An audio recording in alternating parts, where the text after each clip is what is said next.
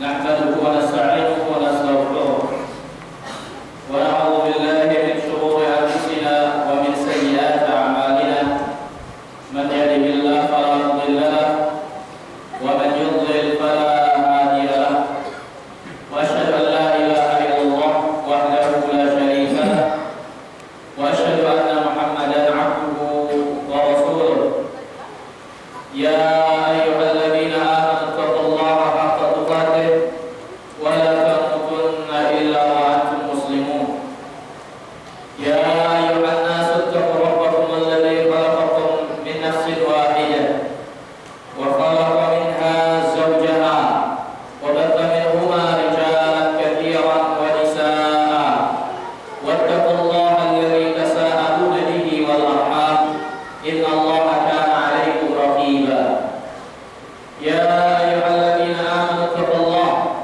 وقولوا قولا سديدا يصلح لكم أعمالكم ويغفر لكم ذنوبكم ومن يطع الله ورسوله فقد فاز فوزا عظيما أما بعد فإن أصدق الحديث كتاب الله وخير الهدي هدي محمد صلى الله عليه وعلى آله وسلم وشر الأمور محدثاتها وكل محدثة بدعة وكل بدعة ضلالة وكل ضلالة في النار.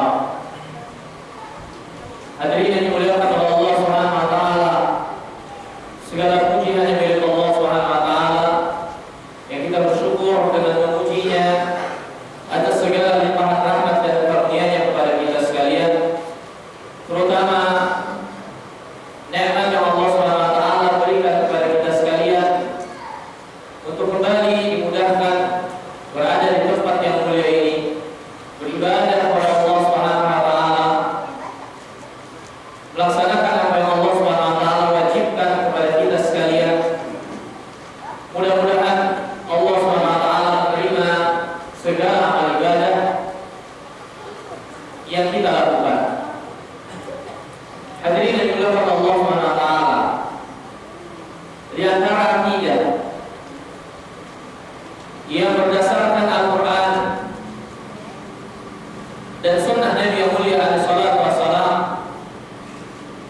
yang harus diketahui dan disimpan di dalam hati-hati mereka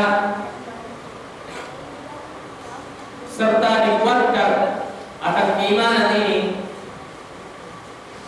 sehingga mereka tidak terjerumus dan tergelincir dan tidak tertipu akan seruan-seruan yang menyelisihi akidah ini dan membuat umat Islam terjatuh ke dalam perbuatan syirik atau termakan cerita-cerita tahayul khurafat yang beredar di masyarakat. Akidah yang mulia ini insyaallah taala akan memberikan benteng bagi seorang muslim untuk tidak terjatuh dalam kesyirikan atau termakan ke dalam cerita-cerita yang sesat dan menyesatkan ini. Apa akidah tersebut? Akidah ini itu sebuah akidah yang berkaitan tentang keadaan yang terjadi kepada manusia yang telah mati, yang telah wafat, diwafatkan oleh Allah Subhanahu wa taala.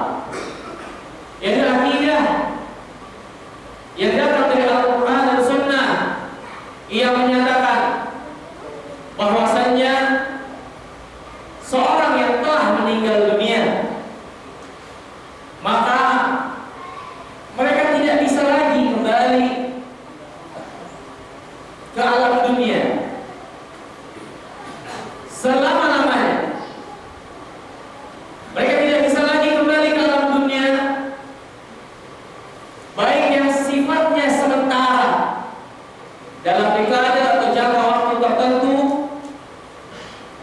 seperti 7 hari, 40 hari, 1000 hari, atau dalam momen-momen tertentu menjelang Ramadan, akhir Ramadan,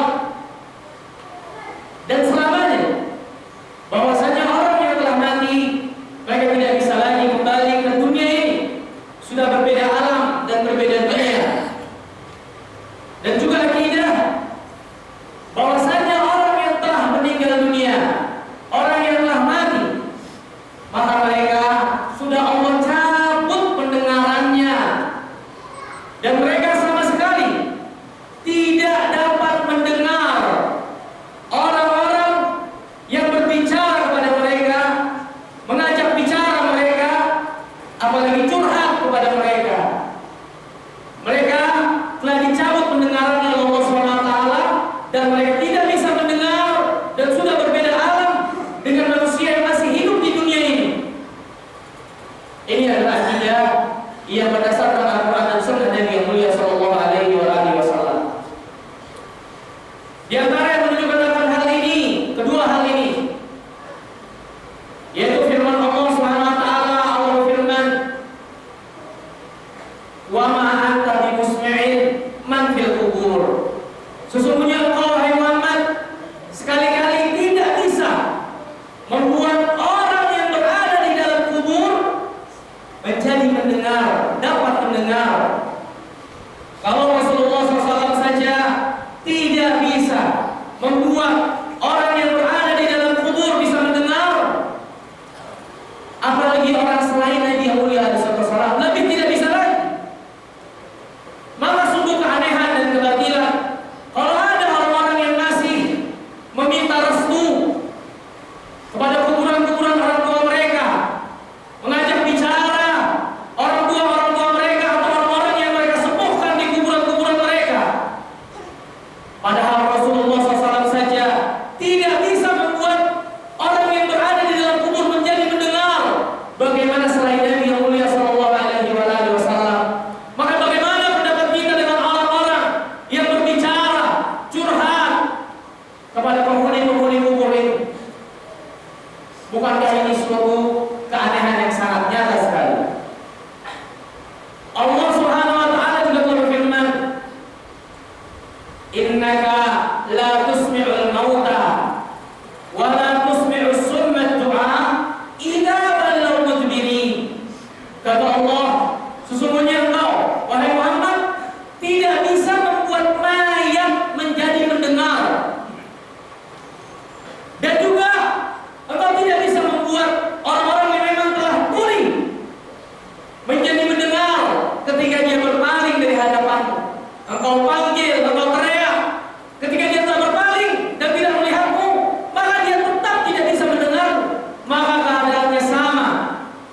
Maksudnya engkau pun tidak bisa membuat orang yang telah mati, yang telah menjadi mayat, menjadi mendengar. Seperti orang yang tuli yang telah berpaling, engkau tidak bisa membuat dia mendengar perkataanmu. Al-Imam Ibnu Jarir rahimahullah menjelaskan tentang ayat ini. Engkau, wahai Muhammad, sebagaimana engkau tidak bisa membuat orang-orang kafirin yang telah berpaling dari agama ini menjadi mendengar akan seruan kebenaran ini, begitu juga engkau, sebagaimana engkau tidak bisa membuat mendengar mayat-mayat itu yang telah dikuburkan, yang telah mati, sebagaimana engkau tidak bisa membuat orang kafir yang telah Allah tulikan, Allah tutup telinga mereka untuk mendengar kebenaran, begitu juga engkau tidak bisa membuat mayat-mayat itu bisa menjadi memahami, mendengar apa yang engkau bicarakan kepada mayat tersebut. Kalau Rasulullah SAW tidak bisa membuat mayat bisa menjadi mendengar, maka tentu selain Nabi yang mulia Sallallahu Alaihi Wasallam lebih lagi. Maka hadirin dirahmati dan dimuliakan Allah, sungguh di antara kebatilan yang paling batil dan yang paling buruk yaitu adalah kesyirikan. Dan di antara yang membuat manusia berbuat syirik yaitu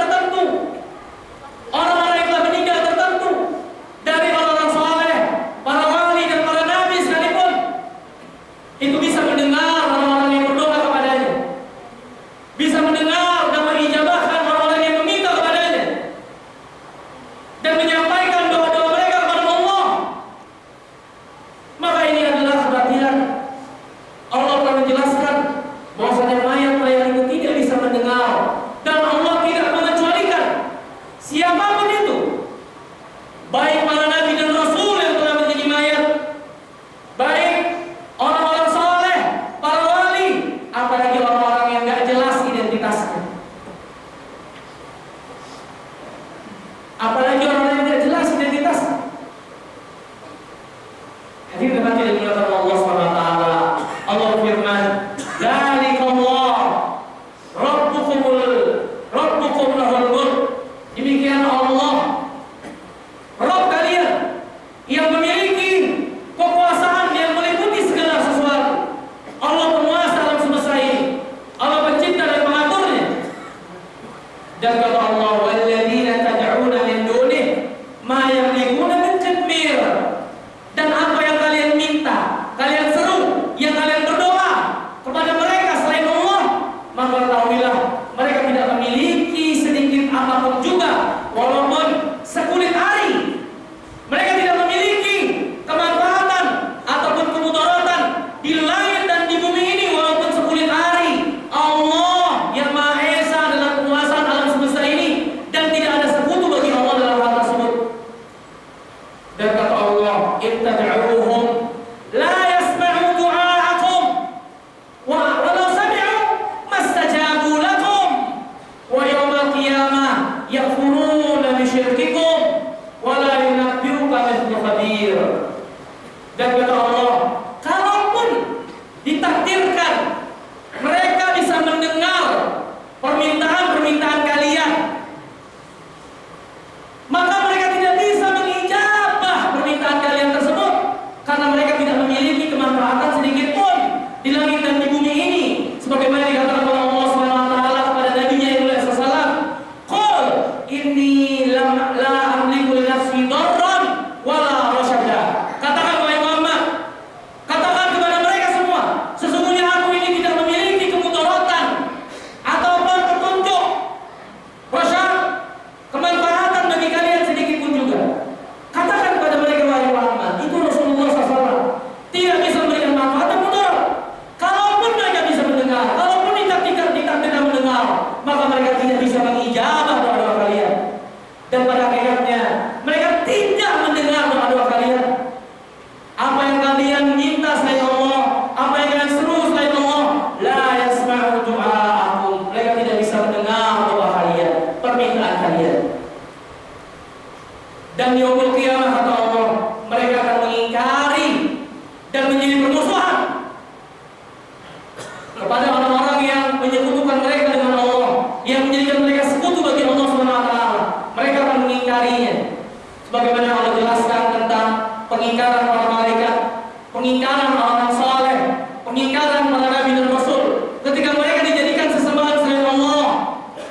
Seperti pengingkaran yang dilakukan oleh Nabi Allah Isa alaihissalatu wassalam kepada orang-orang yang mempertuhankan dirinya, yang menyembah dirinya, yang berdoa kepada dirinya. Maka akan jadi permusuhan dan pertengkaran di yaumul qiyamah nanti. Maka hadirin dan hadirat dimuliakan Allah Subhanahu wa taala, Allah hanya perintahkan kita untuk meminta hanya kepada Allah. Allah memerintahkan kita hanya untuk berdoa kepada Allah. Sebagaimana Allah Subhanahu wa taala firman dari Nabi yang mulia sallallahu alaihi wasallam, "Wa idza sa'alta fas'alillah wa idza sta'anta fas'al billah." Kalau kalian minta kepada Allah, kalau kalian minta pertolongan, minta kepada Allah langsung. Jangan jadikan antara kita dengan Allah dalam ibadah-ibadah perantara-perantara apapun juga, apalagi perantara-perantara tersebut adalah orang-orang yang telah mati, yang telah menjadi mayat, yang telah terhujur kaku, yang telah terhalangi oleh sejumlah tanah yang tebal. Maka bagaimana mungkin mereka bisa mengijabah doa-doa kita? Aqulu qouli hadza wa astaghfirullah li wa lakum.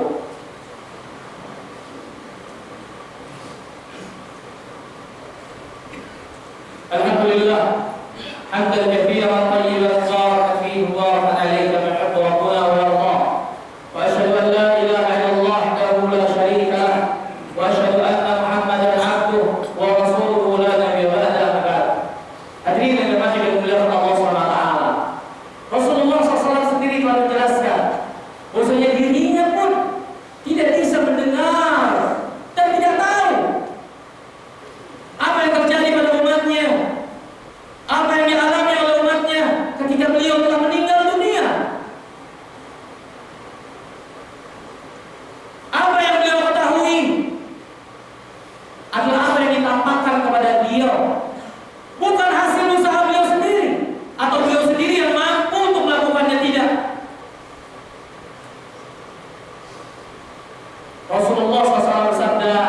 inna lillah malaikatan sayyahina fil ard yuballighuni an ummati assalam.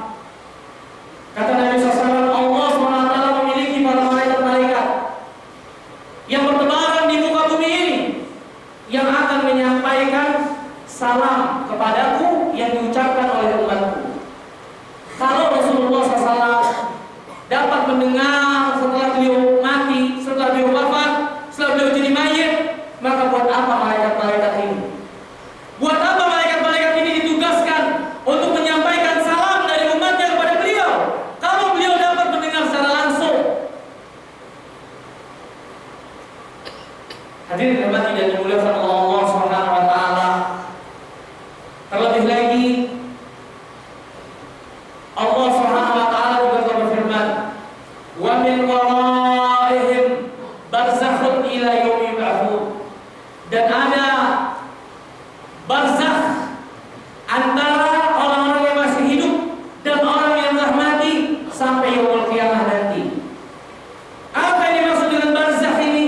Para ulama menjelaskan, barzakh adalah hajiz. Barzakh adalah dinding, penghalang, pemisah yang tidak akan bisa tercampur antara dua perkara yang telah dipisahkan dengan barzakh dinding ini. Sebagaimana Allah SWT telah jadikan antara laut yang asin dengan sungai-sungai yang tawar, barzakh-barzakh yang mereka bertemu tapi tidak saling mempengaruhi. Yang tawar tetap tawar, yang asin tetap asin, tidak bisa saling mempengaruhi. Maka begitu juga dengan kehidupan dunia dan kehidupan alam kubur. Sudah tidak ada lagi yang bisa menyambungkan antara dua kehidupan ini.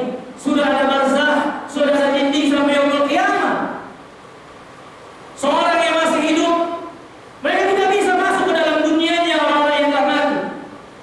Orang yang telah mati apalagi? Lihat Rasulullah SAW bersabda yang menjelaskan tentang kematian orang-orang kafir, orang munafik, dan orang-orang mukmin. Kata Nabi, ada kafir, munafik, dan yang semisal dengan mereka yang mendustakan agama, yang berpaling dari agama, yang merasa bodoh dengan agama, yang jauh dari agama, yang menyepelekan agama. Maka kematian mereka adalah seburuk-buruk kematian. Ketika malakul maut mencabut nyawa mereka, maka mereka telah ditunggu oleh malaikat yang buruk rupanya dengan membawa kain kafan dari neraka dan bau-bauan dari neraka. Maka ketika dia telah dicabut nyawanya, tidak akan dibiarkan sekejap mata. Malaikat yang menunggu ini langsung mengambil roh tersebut, mengafankannya dengan kafan yang dibawa dari neraka dan bau busuk dari neraka tersebut, dan dia naik ke atas langit membawa roh itu. Maka bagaimana mungkin masih ada mayat-mayat yang bertayangan 3 hari masih keliling rumah, 7 hari masih keliling kampung, 40 hari masih ngiter? Tidak mungkin. Malaikat ini langsung membawanya ke atas langit. Akan tetapi untuk munafik, untuk fajir dan kafir ini, maka tidak dibukakan baginya pintu langit. Maka rohnya dilemparkan oleh malaikat dari atas langit untuk dikembalikan ke tubuhnya, dan dia menerima fitnah kubur. Dia ditanya oleh malaikat tentang Allah, tentang agama dan nabinya, yang tidak bisa dijawab hanya dengan hafalan, tapi dengan al-iman, dan dia tidak bisa menjawabnya. Maka ketika itu dia disiksa dengan siksa kubur, dibukakan baginya pintu menuju neraka, dan dia mencium bau-bau yang busuk dari neraka, dan dia mengatakan, Allahumma la tuqimis sa'ah, ya Allah jangan dirikan yaumul qiyamah. Malaikat menyiksanya di alam kubur, dia mendapatkan siksa kubur. Kalau ada mayat-mayat yang gentayangan, maka tentu malaikat ini melalaikan tugasnya. Dan ini kebatilan yang sangat batil